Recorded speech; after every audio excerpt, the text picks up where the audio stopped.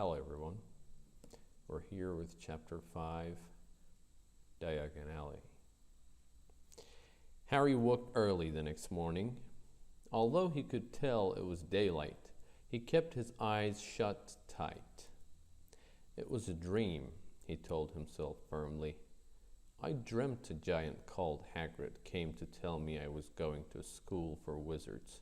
When I opened my eyes, I'll be at home in my cupboard. There was suddenly a loud tapping noise, and there's Aunt Petunia knocking on the door. Harry thought, his heart sinking, but he still didn't open his eyes. It had been such a good dream. All right, Harry mumbled. I'm getting up. He sat up, and Hagrid's heavy coat fell off him. The hut was full of sunlight. The storm was over. Hagrid himself was asleep on the collapsed sofa, and there was an owl rapping its claw on the window, a newspaper held in its beak. Harry scrambled to his feet, so happy he felt as though a large balloon was swelling inside him. He went straight to the window and jerked it open. The owl swooped in and dropped the newspaper on top of Hagrid, who didn't wake up. The owl then fluttered onto the floor and began to attack Hagrid's coat. Don't do that. Harry tried to wave the owl off of the way, but it snapped its beak fiercely at him and carried on savaging the coat. Hagrid, said Harry loudly, there's an owl. Pay him, Hagrid grunted into the sofa. What? He wants paying for delivering the paper. Look in the pockets. Hagrid's coat seemed to be made of nothing but pockets. Bunch of keys, slug pellets, balls of string, peppermint humbugs, tea bags. Finally, Harry pulled out a handful of strange-looking coins. Give him 5 nuts, said Hagrid sleepily. Nuts? The little bronze ones. Harry counted out 5 little bronze coins, and the owl held out his legs so Harry could put the money into a small leather pouch tied to it. Then he flew off through the open window. Hagrid yawned loudly, sat up, and stretched. Best be off, Harry. Lots to do today. Gotta get up to London and buy all your stuff for school. Harry was turning over the wizard coins and looking at them. He had just thought of something that made him feel as though the happy balloon inside him had got a puncture. Hagrid? Said Hagrid, who was pulling on his huge boots. I haven't got any money, and you heard Uncle Vernon last night. He won't pay for me to go and learn magic. Don't worry about that, said Hagrid, standing up and scratching his head. They think your parents didn't leave you anything.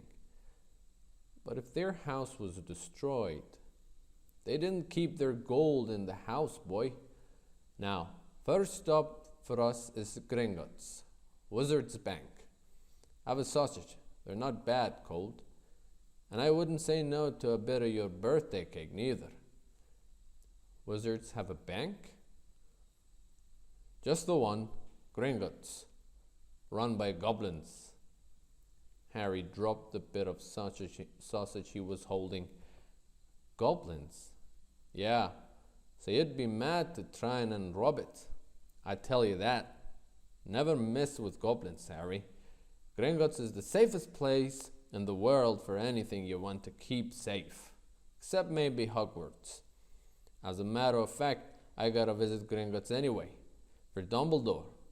Hogwarts business. Hagrid drew himself up proudly. He usually gets me to do important stuff for him. Fetching you, getting things from Gringotts. Knows he can trust me, see? Got everything? Come on then. Harry followed Hagrid out onto the rock. The sky was quite clear now, and the sea gleamed in the sunlight. The boat Uncle Vernon had hired was still there. with a lot of water in the bottom after the storm. How did you get here? Harry asked, looking around for another boat. Flew, said Hagrid. Flew? Yeah, but we'll go back in this. Not supposed to use magic now I've got ya. They settled down in the boat, Harry still staring at Hagrid, trying to imagine himself flying. Seems a shame to row, though, said Hagrid, giving Harry another of his sideways looks. If I was to speed things up a bit, wouldn't you mind not mentioning it Hogwarts? Of course not, said Harry, eager to see more magic. Hagrid pulled out the pink umbrella again, tapped it twice on the side of the boat, and they sped off toward land. Why would you be mad to try and drop Gringotts? Harry asked. Spells, enchantments, said Hagrid, unfolding his newspaper as he spoke.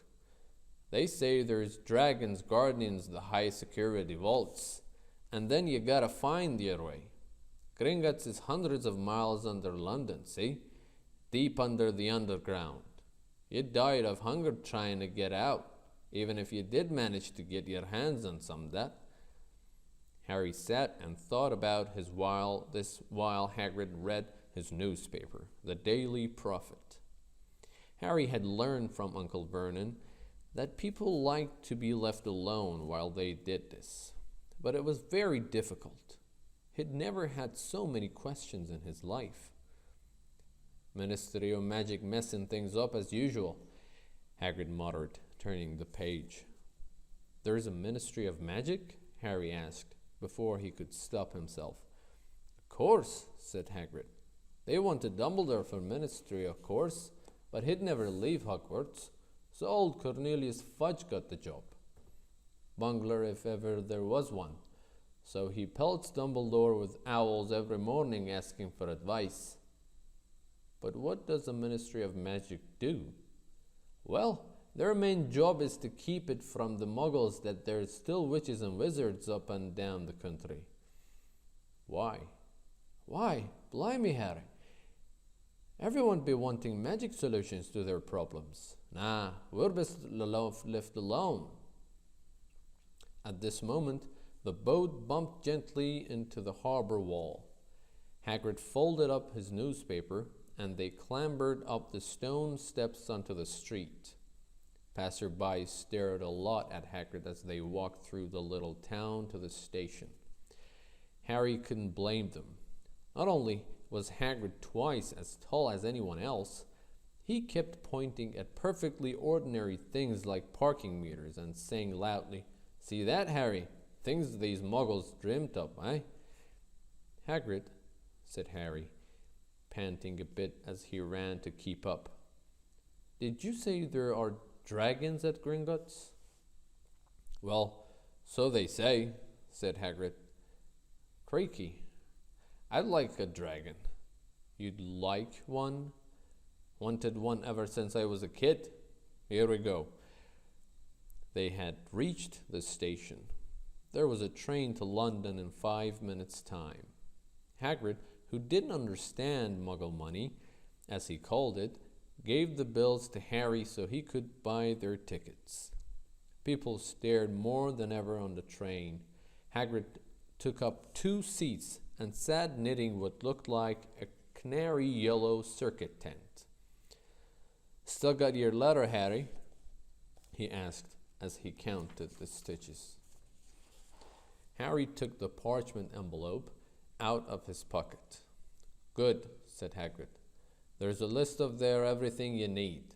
Harry unfolded a second piece of paper he hadn't noticed the night before and read. Hogwarts School of Witchcraft and Wizardry. Uniform. First-year students will require 1. 3 sets of plain work robes, black. 2. 1 plain pointed hat, black, for day wear. 3. 1 pair of protective gloves, dragon hide or similar. 4. 1 winter cloak, black, silver fastenings. Please note, that all pupils' clothes should carry name tags. Course books. All students should have a copy of each of the following: The Standard Book of Spells, Grade 1, by Miranda Goshawk. A History of Magic, by Bathilda Backshot. Magical Theory, by Adalbert Waffling. A Beginner's Guide to Transfiguration, by Emmerich Switch. 1000 Magical Herbs and Fungi, by Phillida Spore. Magical Draughts and Potions, by Arnesius Jigger. Fantastic Beasts and Where to Find Them, by Newt Scamander. The Dark Forces, A Guide to Self-Protection, by Quentin Trimble.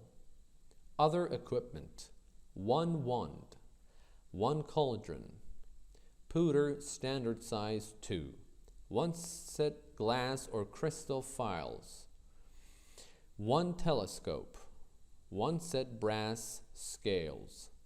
Students may also bring an owl or a cat or a toad. Parents are reminded that first year are not allowed their own broomsticks. Can we buy all this in London? Harry wondered aloud. If you know where to go, said Hagrid. Harry had never been to London before. Although Hagrid seemed to know where he was going, he was obviously not used to getting there in an ordinary way. He got stuck in the ticket barrier on the underground and complained loudly that the seats were too small and the trains too slow. I don't know how the Muggles manage without magic, he said, as they climbed a broken down escalator that led up to a bustling road lined with shops. Hagrid was so huge that he parted the crowd easily. All Harry had to do was keep close behind him. They passed bookshops and music stores, hamburger restaurants and cinemas, but nowhere that looked as if it could sell you a magic wand. This was just an ordinary street full of ordinary people. Could there really be piles of wizards' gold buried miles beneath them? Were there really shops that sold spells, books, and broomsticks? Might this not all be some huge joke that the Dursleys had cooked up? If Harry hadn't known that the Dursleys had no sense of humor, he might have thought so. Yet somehow, even though everything Hagrid had told him so far was unbelievable, Harry couldn't help trusting him. This is it, said Hagrid, coming to a halt. The Leaky Cauldron. It's a famous place. It was a tiny, grubby-looking pub.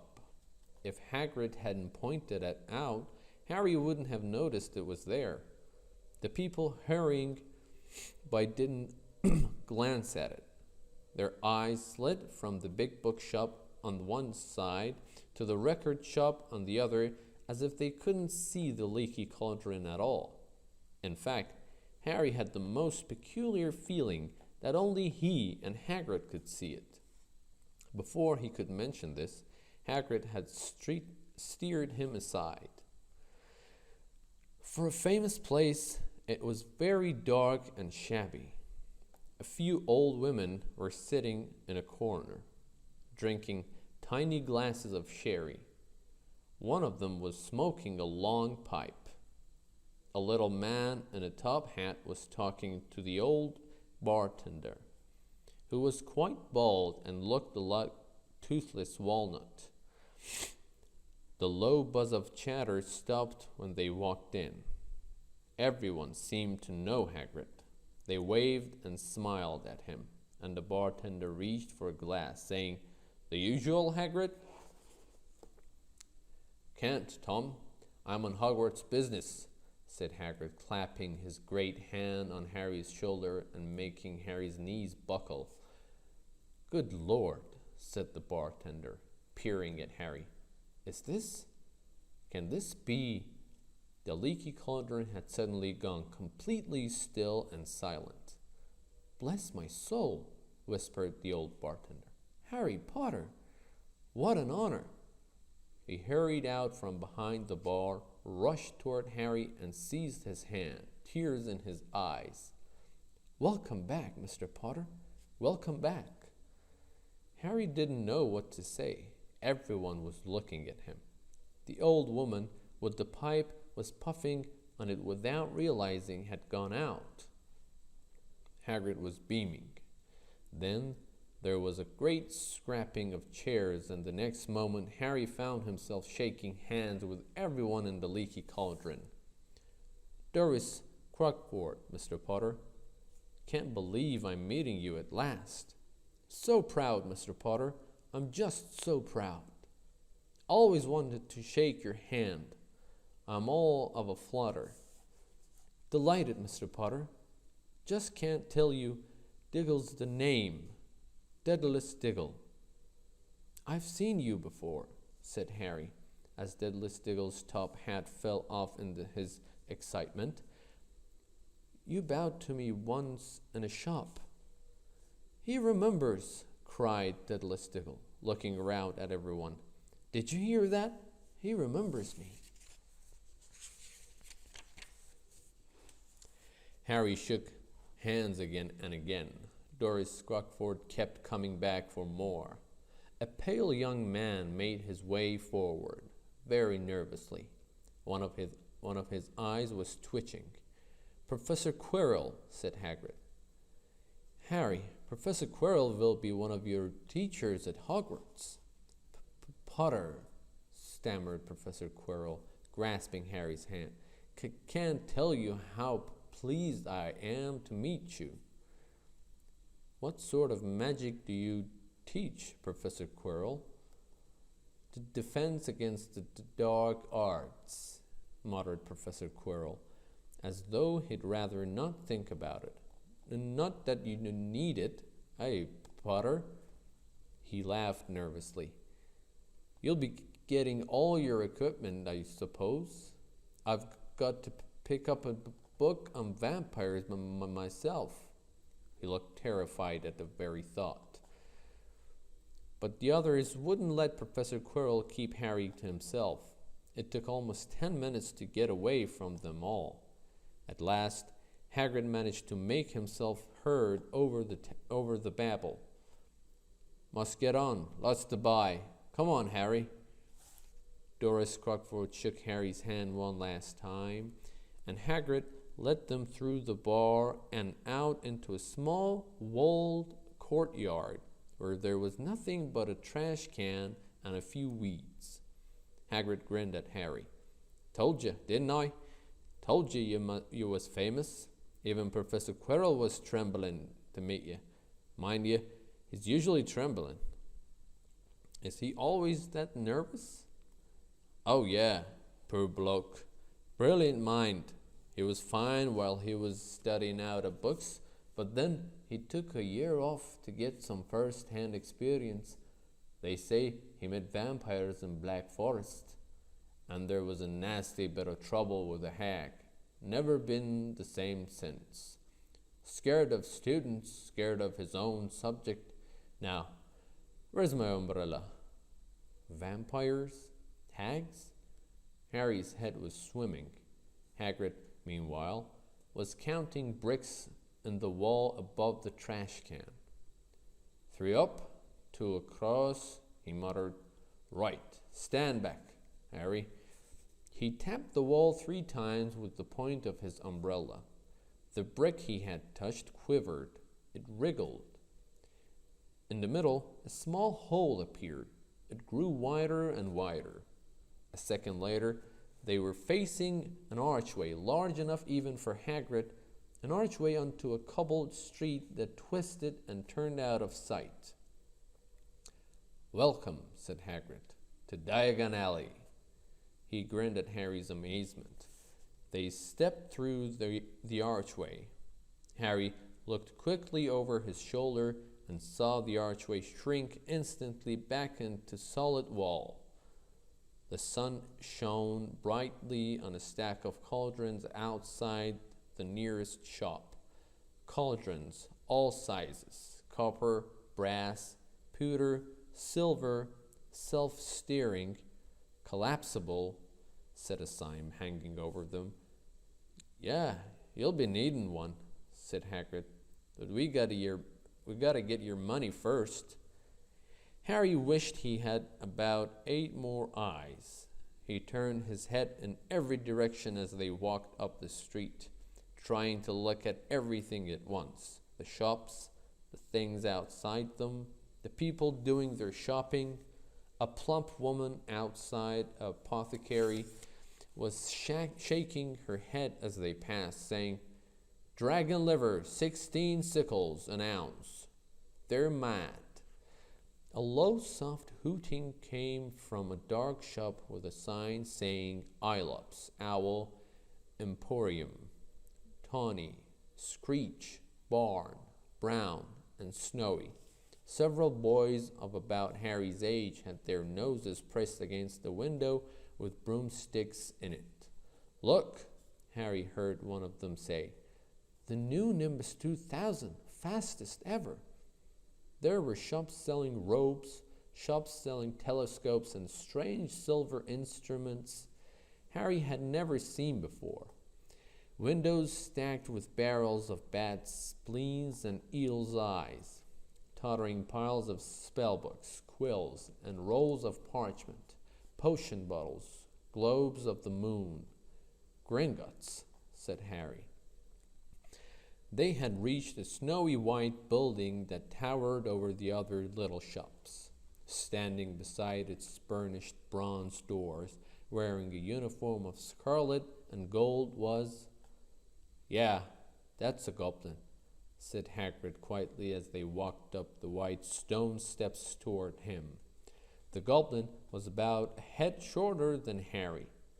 He had a swarthy, clever face, a pointed beard, and Harry noticed very long fingers and feet. He bowed as they walked inside. Now they were facing a second pair of doors, silver this time, with words engraved upon them. "Enter, stranger, but take heed of what awaits the sin of greed. For those who take but do not earn must pay most dearly in their turn. So if you seek beneath our floors a treasure that was never yours, thief, you have been warned, beware of finding more than treasures here." "Like I said, you'd be mad to try and rob it," said Hagrid. A pair of goblins bowed them through the silver doors, and they were in a vast marble hall. About 100 more goblins were sitting on high stools behind a long counter, scribbling in large ledgers, weighing coins in brass scales, examining precious stones through eyeglasses. There were too many doors to count leading off the hall, and yet more goblins were showing people in and out of these. Hagrid and Harry made for the counter. "Morning," said Hagrid to a free goblin. "We've come to take some money out of Mr. Harry Potter's safe." "You have his key, sir?" "Got it here somewhere," said Hagrid, and he started emptying his pockets onto the counter, scattering a handful of moldy dog biscuits over the goblin's book of numbers. The goblin wrinkled his nose. Harry watched the goblin on their right, weighing a pile of rubies as big as glowing coals. "Got it," said Hagrid at last, holding up a tiny golden key. The goblin looked at it closely. "That seems to be in order. And I've got also a letter here from Professor Dumbledore," said Hagrid, importantly throwing out his chest. "It's about, you know what, in a vault 713. The goblin read the letter carefully. "Very well," he said, handing it back to Hagrid. "I will have someone take you down to both vaults, Griphook." Griphook was yet another goblin, Once Hagrid had crammed all the dog biscuits back inside his pockets, he and Harry followed Griphook toward one of the doors leading off the hall. "What's the you-know-what in Vault 713? Harry asked. "Can't tell you that," said Hagrid mysteriously. "Very secret Hogwarts business. Dumbledore's trusted me. More than my job's worth to tell you that." Griphook held the door open for them. Harry, who had expected more marble, was surprised. They were in a narrow stone passageway, lit with flaming torches. It sloped steeply downward, and there were little railway tracks on the floor. Griphook whistled, and a small cart came hurtling up the tracks toward them. They climbed in, Hagrid with some difficulty, and were off. At first, they just hurtled through a maze of twisting passages. Harry tried to remember left, right, right, left, middle fork, right, left, but it was impossible. The rattling cart seemed to know its own way, because Griphook wasn't steering. Harry's eyes stung at the cold air rushed past them, but he kept them wide open. Once he thought he saw a burst of fire at the end of a passage and twisted around to see if it was a dragon, but too late. They plunged even deeper, passing an underground lake where huge stalactites and stalagmites grew from the ceiling and floor. "I never knew," Harry called to Hagrid over the noise of the cart. "What's the difference between a stalagmite and a stalactite?" "Stalagmite's got an M in it," said Hagrid. "And don't ask me questions just now. I think I'm gonna be sick." He did look very green, and when the cart stopped at last beside a small door in the passage wall, Hagrid got out and had to lean against the wall to stop his knees from trembling. Griphook unlocked the door. A lot of green smoke came billowing out, and as it cleared, Harry gasped. Inside were mounds of gold coins, columns of silver, heaps of little bronze nuts. "All yours," smiled Hagrid. All Harry's. It was incredible. The Dursleys couldn't have known about this, or they'd have had it from him faster than blinking. How often had they complained how much Harry cost them to keep? And all the time there had been a small fortune belonging to him, buried deep under London. Hagrid helped Harry pile some of it into a bag. "The gold ones are galleons," he explained. 17 silver sickles to a galleon, and 29 nuts to a sickle. It's easy enough, right? That should be enough for a couple of terms. We'll keep the rest safe for you." He turned to Griphook. "Vault 713 now, please, and can we go more slowly?" "One speed only," said Griphook. They were going even deeper now and gathering speed. The air became colder and colder as they hurtled round tight corners. They went rattling over an underground raven, and Harry leaned over the side to try to see what was down at the dark bottom. But Hagrid groaned and pulled him back by the scruff to his neck. Vault 713 had no keyhole. "Stand back," said Griphook importantly. He stroked the door gently with one of his long fingers, and it simply melted away.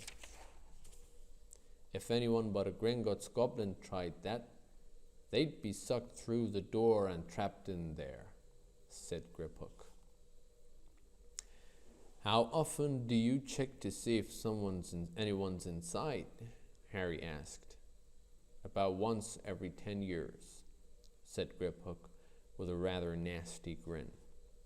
Something really extraordinary had to be inside this top security vault. Harry was sure, and he leaned forward eagerly, expecting to see fabulous jewels at the very least. But at first he thought it was empty. Then he noticed a grubby little package wrapped up in brown paper lying on the floor. Hagrid picked it up and tucked it deep inside his coat. Harry longed to know what it was, but knew better than to ask. "Come on back in this infernal cart, and don't talk to me on the way back. It's best if I keep my mouth shut," said Hagrid. One wild cart ride later, they stood blinking in the sunlight outside Gringotts. Harry didn't know where to run first now that he held a bag full of money. He didn't have to know how many galleons there were to a pound to know that he was holding more money than he had in his whole life. More money than even Dudley had ever had.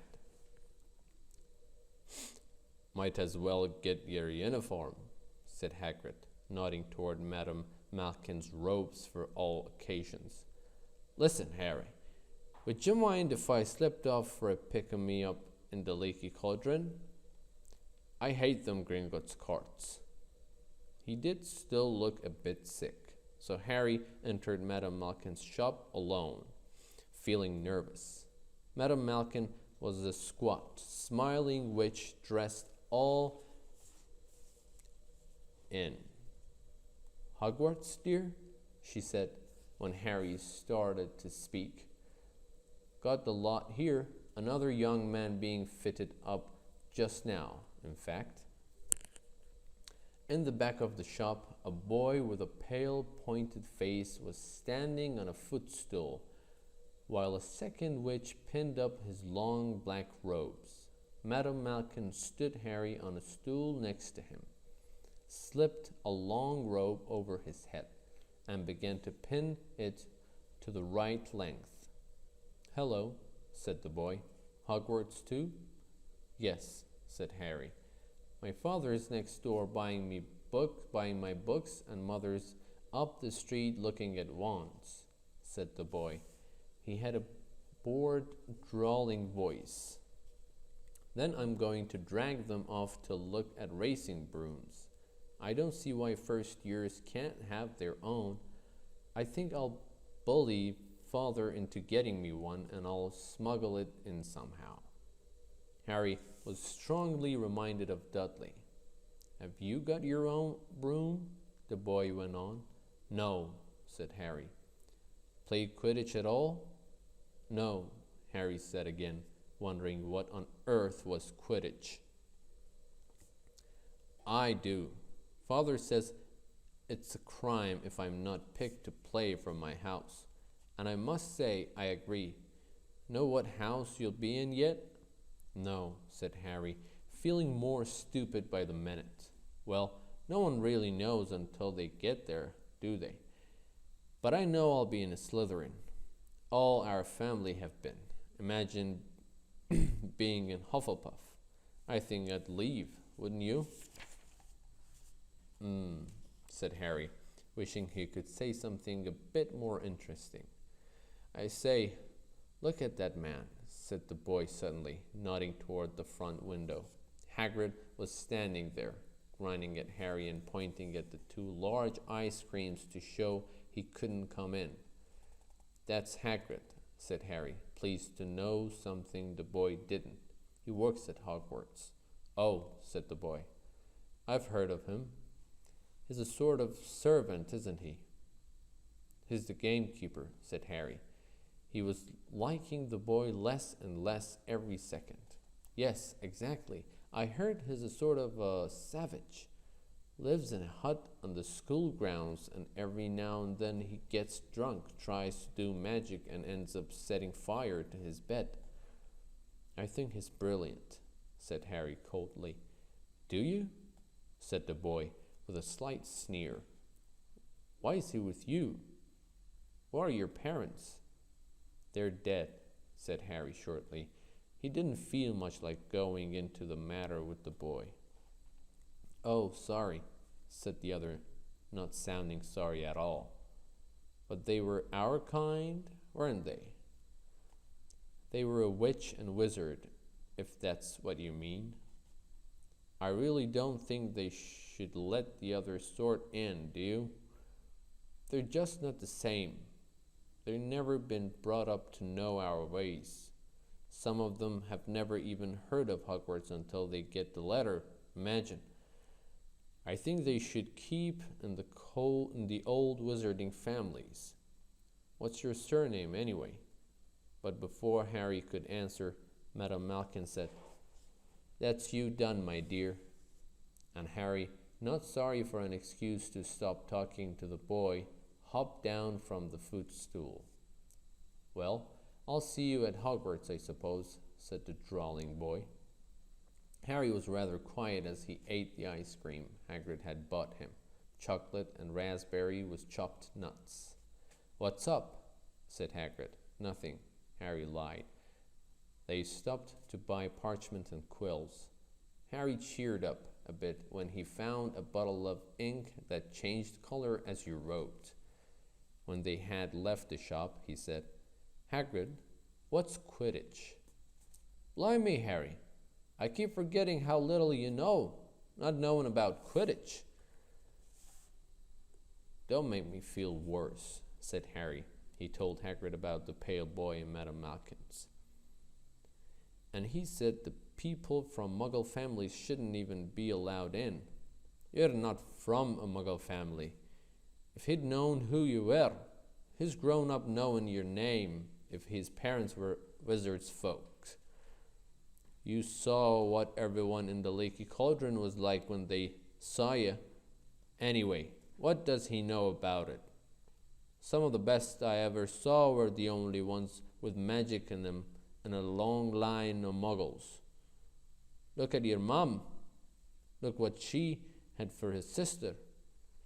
So what is Quidditch? It's our sport, wizard sport. It's like soccer in the Muggle world. Everyone follows Quidditch. Played up in the air on broomsticks, and there's 4 balls. Sorta hard to explain the rules. And what are Slytherin and Hufflepuff? Schoolhouses. There's 4. Everyone says Hufflepuff are a lot of duffers, but I bet I'm in Hufflepuff, said Harry gloomily. Better Hufflepuff than a Slytherin, said Hagrid darkly.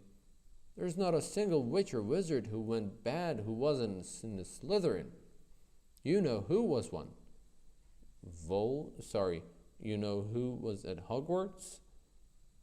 Years and years ago, said Hagrid.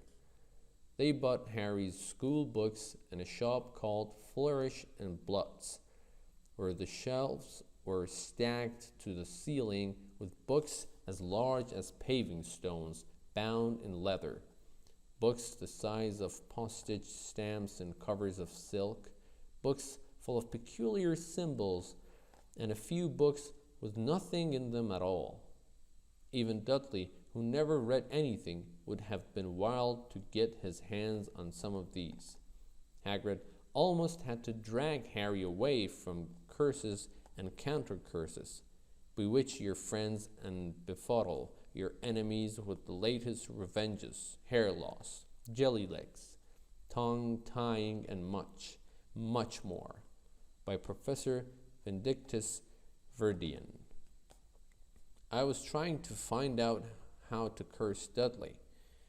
I'm not saying that's not a good idea, but you're not to use magic in the Muggle world except in a very special circumstances, said Hagrid. And anyway, you couldn't work any of them curses yet. You'll need a lot more study before you get to that level. Hagrid wouldn't let Harry buy a solid gold cauldron either. It says pewter on your list. But they got a nice set of scales for weighing potion and ingredients and a collapsible brass telescope. Then they visited the apothecary, which was fascinating enough to make up for its horrible smell. A mixture of bad eggs and rotted cabbages. Barrels of slimy stuff stood on the floor. Jars of herbs, dried roots, and bright powders lined the walls. Bundles of feathers, strings of fangs, and snarled claws hung from the ceiling.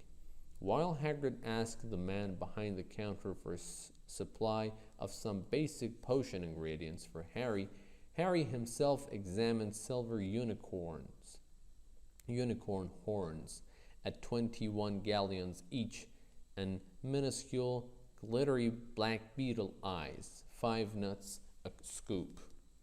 Outside the apothecary, Hagrid checked Harry's list again. Just your wand left? Oh yeah, and I still haven't got you a birthday present. Harry felt himself go red. You don't have to. I know I don't have to. Tell you what, I'll get your animal. Not a toad. Toads went out of fashion years ago. You'd be laughed at, and I don't like cats. They make me sneeze. I'll get you an owl. All the kids want owls. They're dead useful. Carry your mail and everything. 20 minutes later, they left Aelop's Owl Emporium, which had been dark and full of rustling and flickering, jewel-bright eyes. Harry now carried a large cage that held a beautiful snowy owl, fast asleep with her head under her wing. He couldn't stop stammering his thanks, sounding just like Professor Quirrell. Don't mention it, said Hagrid gruffly. Don't accept you've had a lot of presents from them Dursleys. Just the Ollivanders left now. Only place for wands, Ollivanders, and you gotta have the best wand. A magic wand. This was what Harry had been really looking forward to. The last shop was narrow and shabby.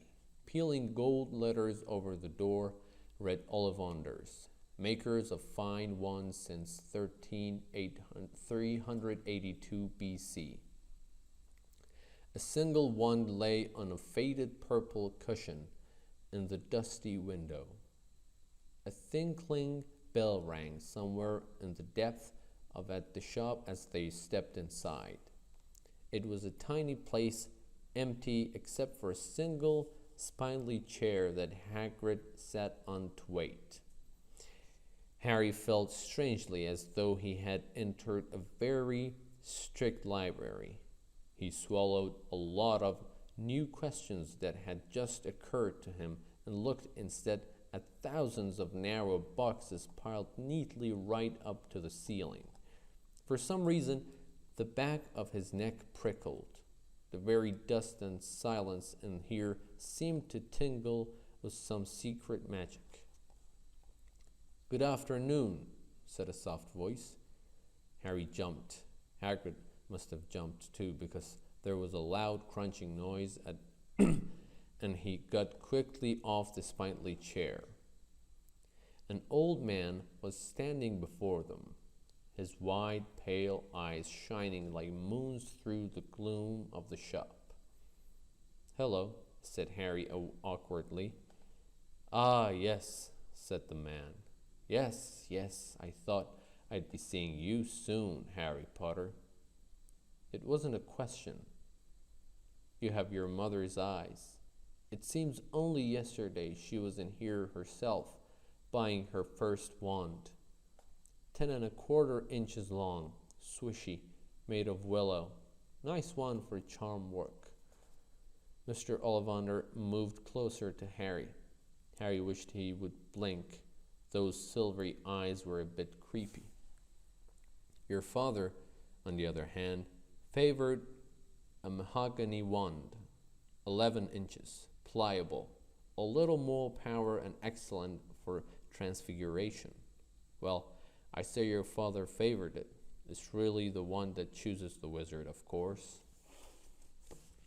Mr. Ollivander had come so close that he and Harry were almost nose to nose. Harry could see himself reflected in those misty eyes.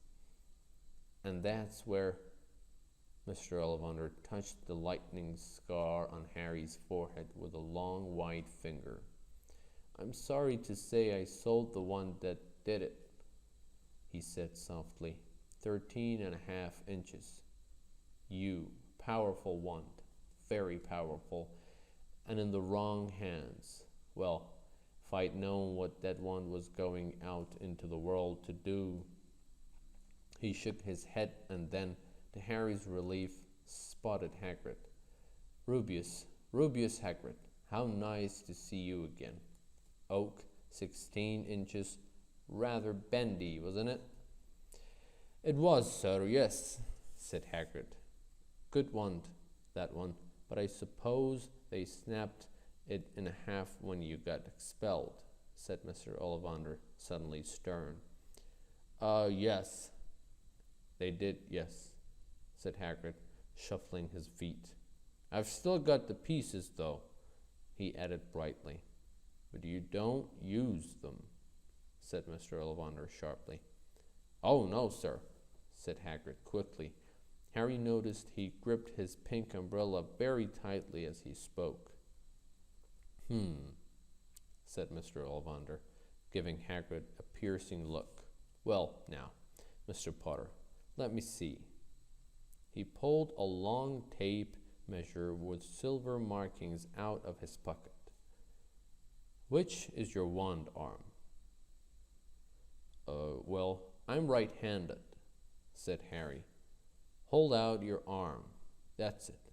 He measured Harry from shoulder to finger, then wrist to elbow, shoulder to floor, knee to armpit, and around his head.